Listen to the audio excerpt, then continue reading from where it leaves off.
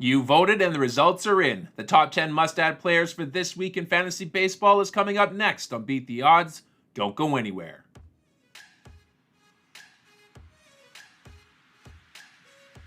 Hello sports fans and welcome back to another episode of Beat the Odds. I've got your top 10 hottest players to pick up for week 19 in fantasy baseball. And I want to thank all of you for casting 321 total votes, which was the driving force behind this week's list. Now, before I reveal the list, if you're a fan of this content, please smash that like button. And if you're new here and appreciate quality fantasy baseball insight, don't forget to subscribe and ring that notification bell so that way you don't miss an episode. Also, keep an eye out for the polls on who you should be picking up ahead of week 20. Do you have a burning fantasy baseball question? Ask me on Q. Go to askmeonq.com/beattheodds, submit your question, and for a small fee, I will personalize a response and send it to your email. It's super easy to do, and it's a great way to get fantasy baseball advice while also supporting this channel.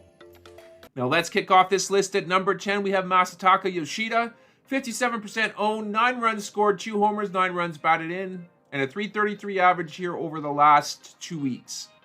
Picking up Yoshida usually means one thing. You're hunting for average. His contact skills are elite, even though he doesn't produce high-end exit velocities, but he's usually slotted in a premium spot in the Boston order, so you can expect some modest production.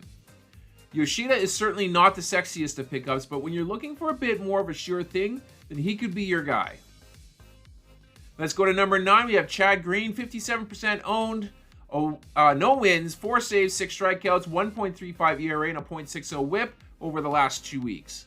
Although Green has been hampered by injuries in seasons past, it has looked like he has found his groove back with the Jays. Romano is pretty much a write-off for the season, and of course Jimmy Garcia has been shipped out of town, leaving Green with all the save chances that he can handle. I have the good feeling that the Jays are going to be in a few close games down the stretch, so we may see a lot of Green. Moving on to number 8, we have Colin Rea, 50% owned, a win, 15 strikeouts, 1.46 ERA, and a .89 whip over the last 2 weeks. Now, Rea is overachieving, plain and simple. However, he's doing that on the division-leading Brewers, who will give him plenty of run support.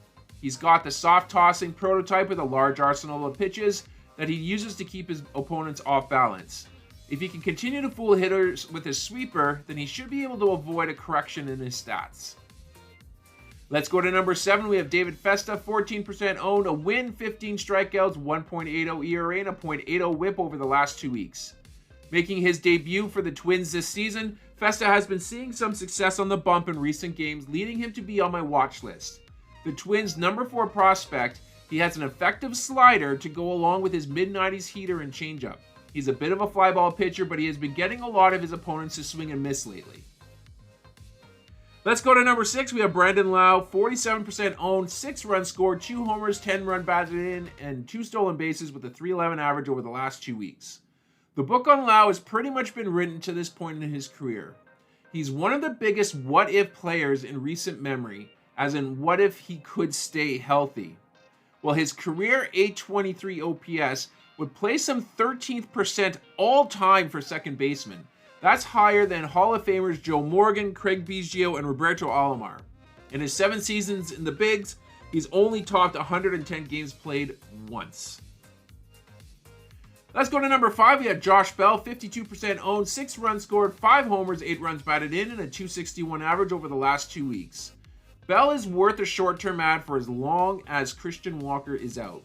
He's going to be supplying a decent amount of power, but there are definite holes in his offense, most notably his launch angle and his declining walk rate. He remains a pickup due to his current opportunity in the middle of the resurging Arizona lineup. Once Walker returns, Bell will be fighting for DH reps with Jock Peterson and is likely going to lose that timeshare. Let's move on to number 4. We have Connor Wong, 48% owned, 8 runs scored, a homer, 6 runs batted in, a stolen base, and a .265 average over the last 2 weeks. Wong has actually been one of the sport's luckiest hitters and one of its worst defenders. He does bring a speed element to the table, and he can conceivably hit double-digit steals by season's end. He's also hitting near the middle of the order in Boston. He has been remarkably consistent, though, at both home and on the road, as his home OPS is .799, and his road OPS checks in only 30 points lower. Moving on to number 3, we have Mason Wynn, 38% owned, 9 runs scored, 3 homers, 5 runs batted in, a stolen base, and a .241 average over the last 2 weeks. Wynn is an elite defensive shortstop with an emerging offensive profile. His walk rate is not great, but tied into his contact rates, he's still an effective leadoff hitter. He has a very safe floor. You know he's going to be playing pretty much every day because of his defense. He's going to be a nice mid to late round player to pick up in next year's drafts as well. Let's go to number 2. We have James Wood, 60% owned, 11 runs scored, a homer, 10 runs batted in, 4 stolen bases, and a .370 average over the last 2 weeks.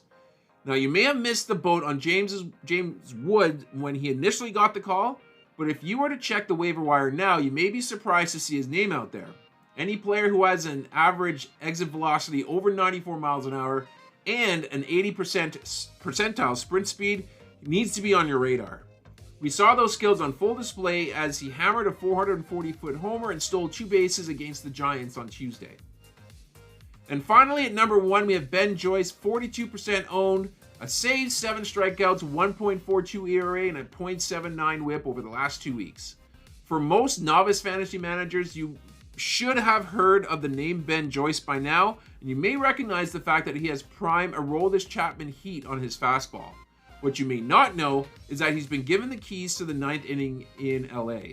It shouldn't be too surprising that he struggles with commanding his fastball at times, but he is doing a great job of minimizing base runners, and he should be a trusted closer to finish off the year.